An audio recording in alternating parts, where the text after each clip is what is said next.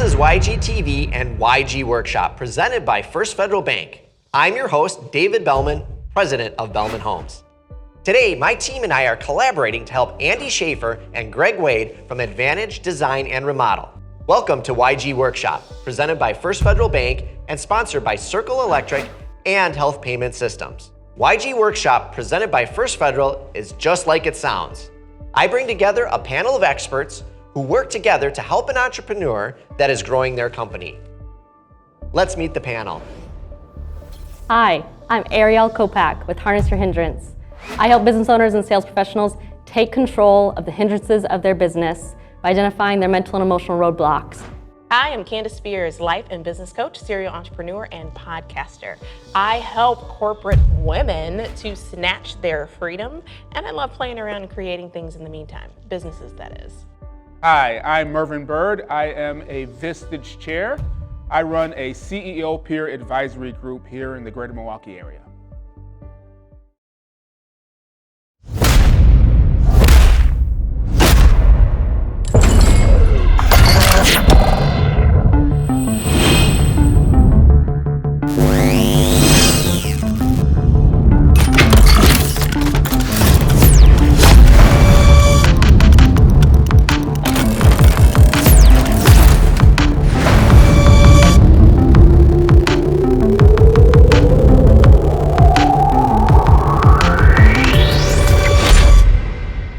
And today we're helping Andy Schafer and Greg Wade from Advantage Design and Remodeling.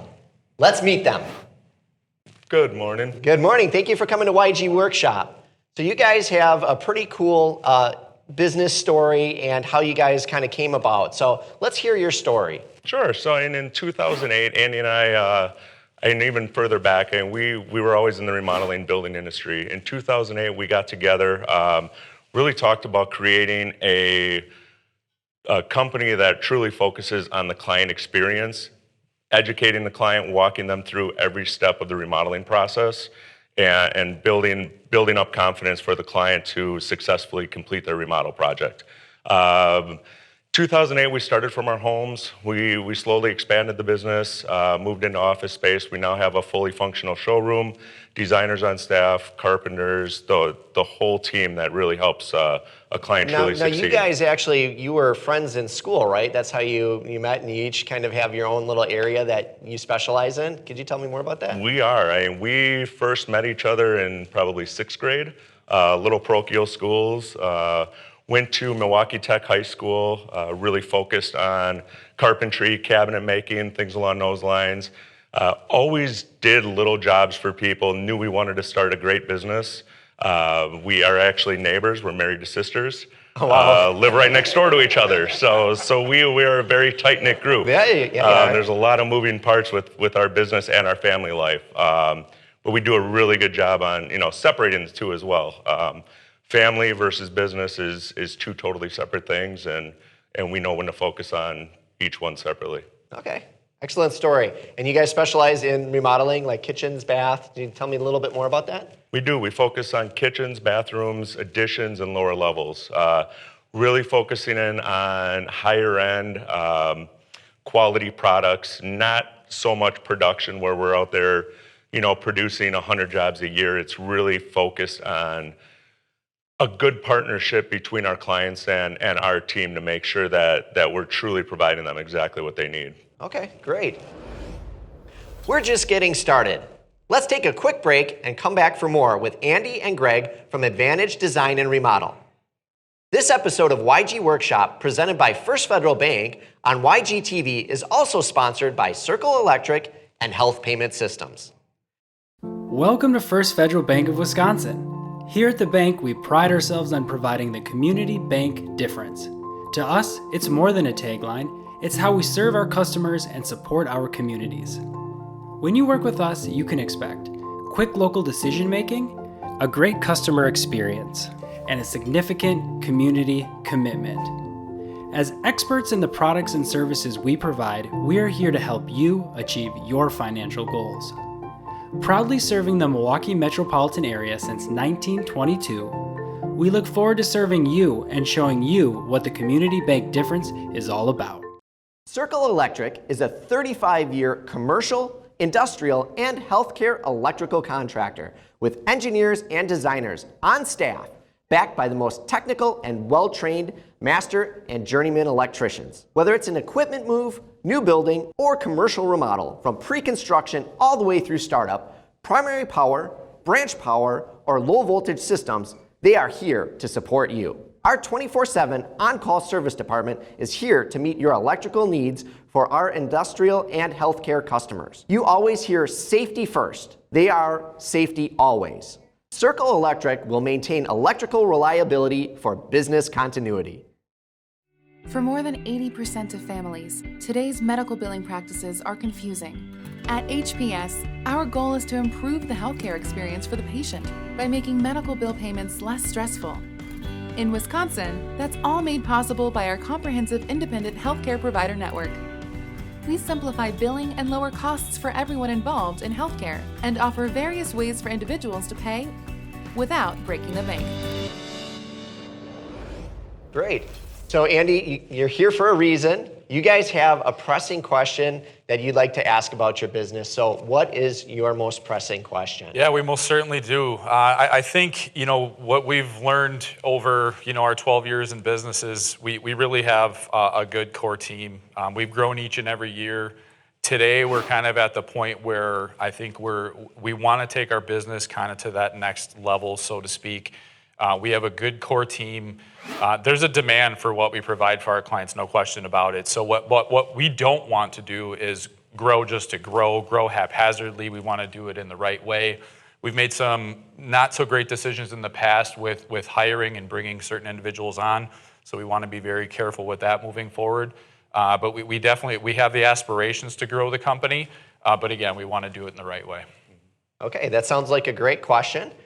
Before we get into your question, though, I'm sure our talented panel here, you guys have some questions about their business. So who would like to go first? Who has a question for the team here about their business?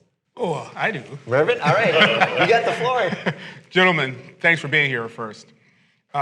My question is your service area. Give us an idea of what that looks like and where your customers come from and that sort of thing. Sure. So we're located in New Berlin. That's where our showroom and offices are located. And we've got kind of a 30-minute radius around New Berlin that we cover. But we are also kind of particular. For us, it's more about, is the project a good fit? And almost more importantly, is the client a good fit?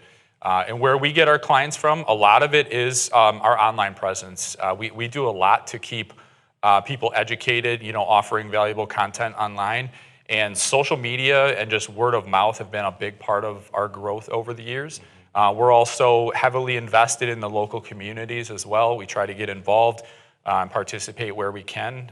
Just kind of always trying to put our best foot forward is really at the core of our marketing efforts for sure. Give us an idea about what the different duties and roles and responsibilities between the two of you within the company. Sure, that's a great question. I mean, we did struggle with that for a long time because we wore all the hats. We have over probably 4 or 5 years ago when we opened a showroom, we really split our duties and stay in our lanes. So from my standpoint, I handle all the sales. So I'm out there educating the clients on our process, what it takes to complete a remodeling project. From the operations side, Andy is handling the operations side of the business. Fantastic. I've got a question. Yeah. So tell me a little bit about, you said you guys do more higher end things. Do you only go direct to consumer? So are all of your interactions and your transactions, are they happening directly with the client who is doing the remodel? They are, yes. Everything is going to be direct with the client, not through a builder or something along those lines. Have you guys ever considered working with designers, especially high-end designers? We have. It's been a struggle for us that way as well, connecting with designers. We have no problem connecting with designers, but when they find out, as we work through that process, we have our showroom and we have designers on staff. So that's always a little tricky spot where I guess a little bit of crossover from what we provide and what they would provide as well. Because there's a lot of designers that want to sell the product, that's what we do. So we're selling the product out there as well. So it's a tricky little. I understand that better than anyone. I'm a Yeah. builder myself, so yeah, when you bring in outside, design people, they have a whole different perspective Yep. than what you're trying to maybe offer through your showroom or products that you're comfortable with. Yep, So and I definitely think get it that. goes a little further even in regards to process. We have a process that we stick to that just ensures project success. Somebody else coming in that doesn't follow the same process that we follow, there can be some friction there that might make us or the designer stumble along the way as well.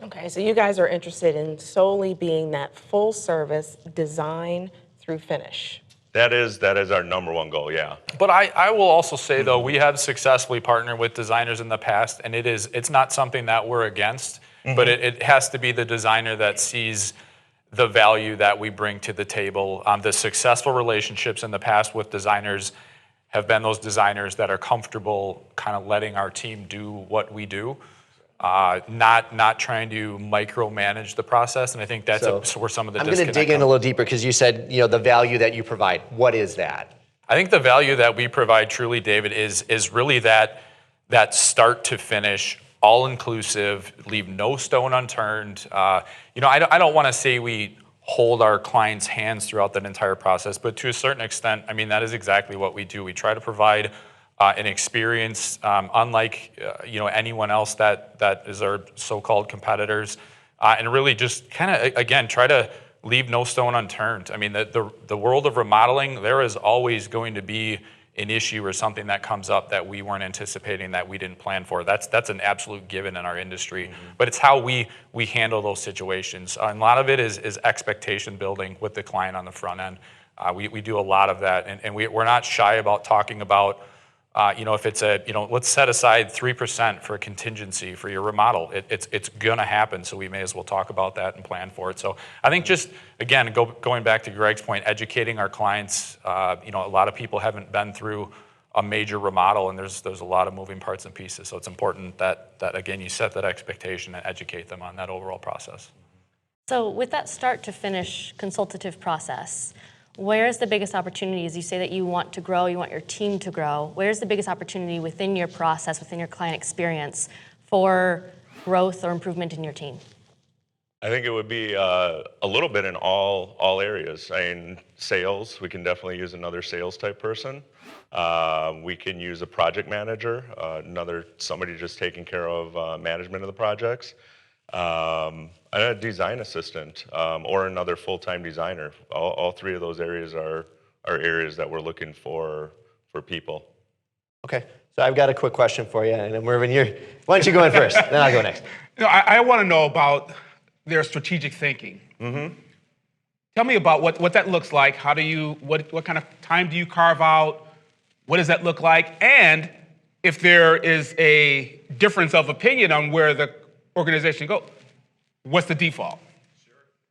I mean, there's definitely differences of opinion between Greg and I, but I think we've figured out over the years where each of our strengths lie as it relates to the business, and talking about strategic moves. We do meet twice a month, block out a half a day where we just turn the phones off, away from the office. Nobody is allowed to call us or bug us unless it's an absolute emergency, and we just, we talk big picture stuff and think strategically.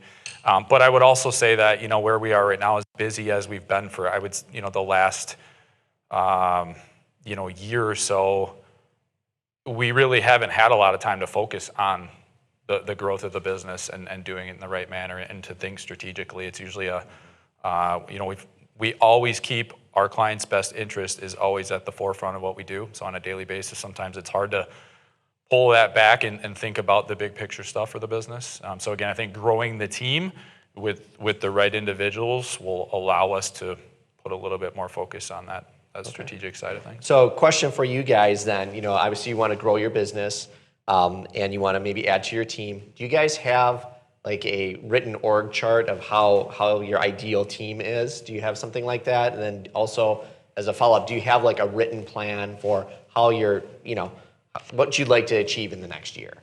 We have the org chart, and we have that built out, for 3 to 5 years, what that would potentially look like. A written plan, we have things written down. I won't say it's a plan. Okay. It's a little, it's more of a kind of a cliff note type. Okay. Because one of the things that happens, especially like in the building industry, is that you guys get pulled into things all the time, right? And things are changing, it's dynamic, so you get what's called the whirlwind, where all these things are going on around you and sometimes you just get caught in it.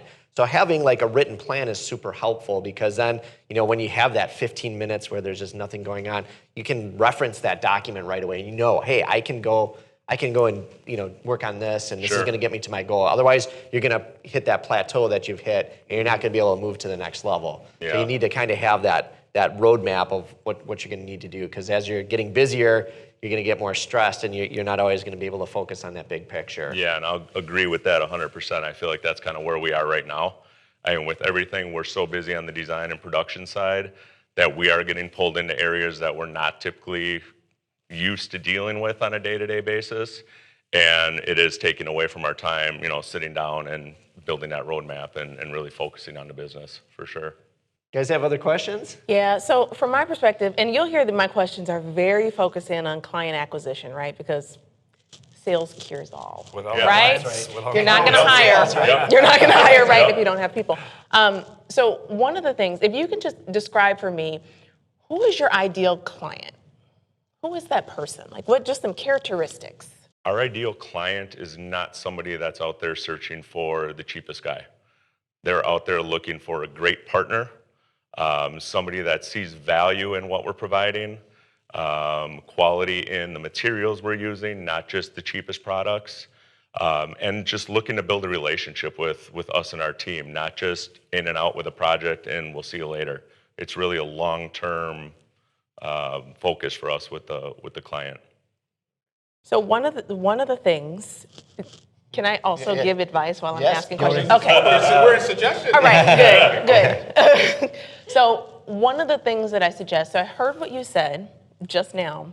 One of the things I suggest you guys take a look at is go a little bit deeper on that client and who they are.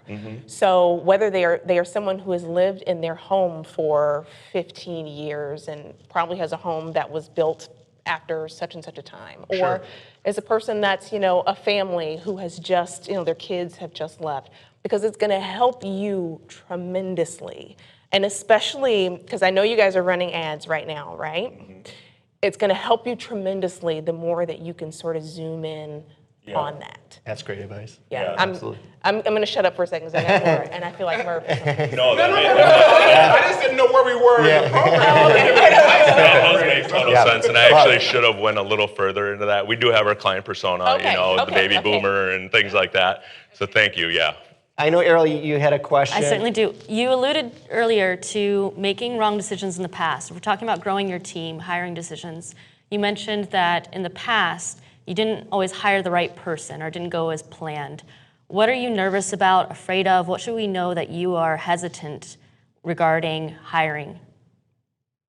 That is a great question. I think we've made, I think the easiest way to put it, we get busy, like we need someone, we hire too quick.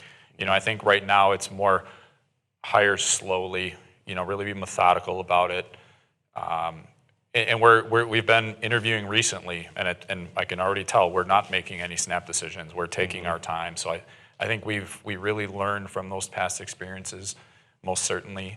And I think we've also just grown as the leaders of the company as well. Just okay, where did we go wrong with that hiring decision? What were the reasons that it didn't work out? Did we give that individual the right opportunity? What was the position agreement not clear? All of those things. So we're constantly evaluating all of that as well. Tying to the ideal client profile, how clear is the persona of the person that you're hiring in comparison to your ideal client profile? Not as clear, I would say. We do disc profiles and things like that when people are coming in, as we do have a very small, tight-knit company. I mean, it's not a big 150-person company, so there's a lot, and we work as a team all the time. So it's a struggle that way to get all those personalities to work together. So we do the disc profiles and try to get the right people on the team when it comes to personality. but everybody changes a little bit as things go, their roles and things like that. So I think that's definitely been a struggle where we've had some friction with some people in the office as well when it comes to, working through a project that way. Well, you guys want to grow your business. You guys want to take it to the next level. Obviously, hiring is a big part of that as well. So from that, I think what we want to do is pivot to the panel and find out what advice that you guys have for them to help do that. Can't wait. Who wants to jump in? Who's got some awesome advice? I have a couple, Okay. if I may. So Sure, go ahead, Mervyn. one of the things I heard you say is that you take 2 days per month and you take a half day and you just do strategy and think strategy. And that's fantastic. I applaud you for doing that because you don't know how many companies don't do anything like that. My challenge to you would be, where do you go to challenge your own assumptions? You guys have your own assumptions, you have your own ideas of where things are, but there's no one outside with no skin in the game, just completely objective, challenging those assumptions. Sure. So I would say get a trusted guide or a trusted group that can help to challenge those assumptions and give you that different perspective. My second thing is around your decision making. Put some processes and some discipline around that. Hiring is the most important thing you can do in your business, and it's also can be the thing that can be the downfall. Sure. So apply some disciplines around that. You already have the DISC profile in place. Figure out what else you can put in place in order to apply discipline to those decisions. And then that can work throughout the entire course of the business, any aspect of the business. Get discipline around it and process around it. Okay. Great advice. Ariel, you got some advice? I think the most important thing in the planning of your growth is to clarify the priorities for your growth. You mentioned that you're looking for growth in sales and in your customer service experience, as well as some design skill set types of people. What is the prioritization of the people that you are looking to hire? What is your timeline for growth? And as David mentioned with planning, plan A and plan B. Right? So if you have this level of growth, you're going to look for this person with this skill set. If you only have X amount of growth, you're going to look for the focus on sales, right? So with that business plan, how does that impact your hiring strategy, and how does that determine your future growth and where the company goes? So I think tying your hiring strategy in with your growth plan for your business is incredibly crucial, but I do commend you for acknowledging that you don't want to hire too late. You want to be looking for that person, clarifying who you're looking for, so that when that person comes along, you can see them and you can act on it. So I commend you for acknowledging the importance of preparing for that. Candace? So I have a couple things. Ready to go. I have a couple things. The first is, so I got a chance to see the ads that you're running on Facebook right now. And some of them are just overall, awareness, come like our page, a little older. Some of them right now are very much like, okay, book a call. Like, let's book a consultation, let's talk. I didn't see any of them that were along the lines of a little higher up the funnel. So, maybe how to turn your home into the magnificent palace you always wanted it to be, or maybe a lookbook that you've put together for someone who's after it, to get them into your funnel, right? Get their email address, and then just continue to nurture them and hit them with that call. So that's one of the things, again, I'm client acquisition focused. So one of the things that you can think about, even to maximize your ad dollars, okay? So that's one thing. The other thing for you to think about is when I asked about the relationships in the beginning, and it sounds like it was hit or miss, but truly because there are so many designers that already have clients in pocket in that high-end space, that if you can find even a few that are key, that play in with your process, that might be another avenue where you don't have to work as hard because they're bringing them to the table for you to leverage that growth too. So Sure. those are my thoughts. Love it. Thanks. Okay. I've got two pieces of advice for you. So we're going to talk for a second about kind of the sales part of it, and then we'll talk about the hiring part.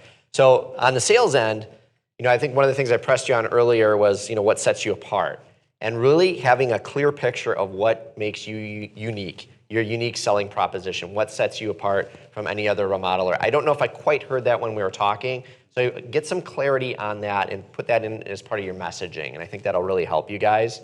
And it's like your why. Why are you doing this? Why should they choose you over anyone else? Make sure you can answer that question really clearly. Now, on the hiring side, you're right. Like, hiring is difficult. Hire slow, hire quickly. So if something doesn't go right, it's okay, just move on. But be deliberate about your hiring. There are a lot of people out there looking for work now, so that's the good thing. I love that you're using DISC. Are you DISC profiling your clients? Are you the people you're hiring? Yes. Okay, yes. so you get a DISC before you hire them. Before. Okay, Yeah. fantastic. Yep. That's great. Part of the interview process. Okay, great. Do you have kind of preset interview questions that you use? Okay, good. And then the other thing you can do, if you're worried about your team and how they're going to fit within the team, have you ever done a team interview? We haven't actually. Yeah, my mom has suggested that. She's Okay. in the. I've that done side of it. yeah. It's fantastic. So what you do is you bring your team in after, like on the second interview, and you let them ask questions of the interviewee.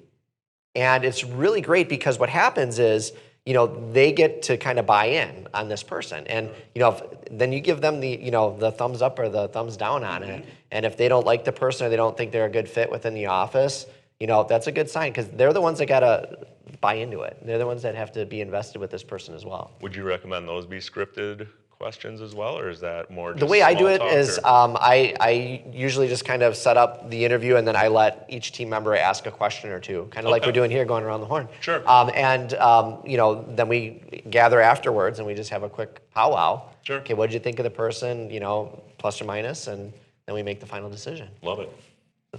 Any other advice that you guys have? I want to just plus one on that last piece of advice that you just gave. That is so important, especially if you want to build the right culture. Because the wrong person could come in and, like a cancer, eat through your culture. So having the team buy in to who that individual is, and I would say not scripted, let them ask whatever it is that they want to Okay. ask. All right, so we've thrown a lot of advice at you guys. What are some of your biggest takeaways? What did you get from the experience? I think having that plan, having the roadmap, having that 1 to 3 year, and with who we're going to hire, when we're going to hire, what we should be looking for before we hire that person, that is, and I think our unique selling proposition has always been a struggle because I feel like it is hard to separate ourselves from the other 10 really good remodelers in the area because everybody kind of does the same thing, and that has always been a struggle. So I think digging into that a little bit would be a huge benefit. Okay, Andy, how about you? Yeah, I would definitely echo, the idea of us having an actual plan on paper that we can be strategic about and follow, and it'll just help aid in the decision-making process. I think we also need to maybe set aside more time even as partners, and think big picture strategy, most certainly. Definitely appreciate all of the pointers and tips and information that you guys shared today. Good job doing your homework on the social media stuff. That was great because that is an area that we have invested heavily in, and we've got a partner doing those ads for us, and it's we've seen great results from them. But that was just great feedback that you provided as well. Appreciate that.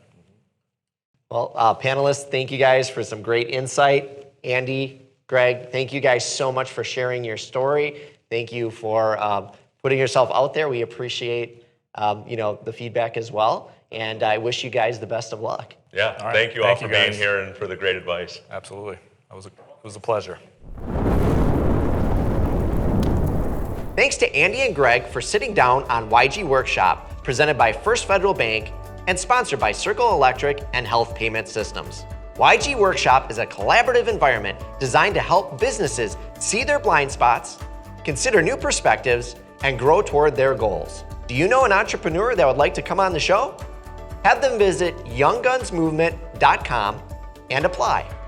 And make sure to subscribe to our YouTube channel so you don't miss a single episode of YG TV. I'm your host, David Belman, president of Belman Homes. Thanks to our panel, Mervyn Bird, Ariel Kopak, and Candace Spears, as well as our entrepreneurs, Andy Schafer and Greg Wade.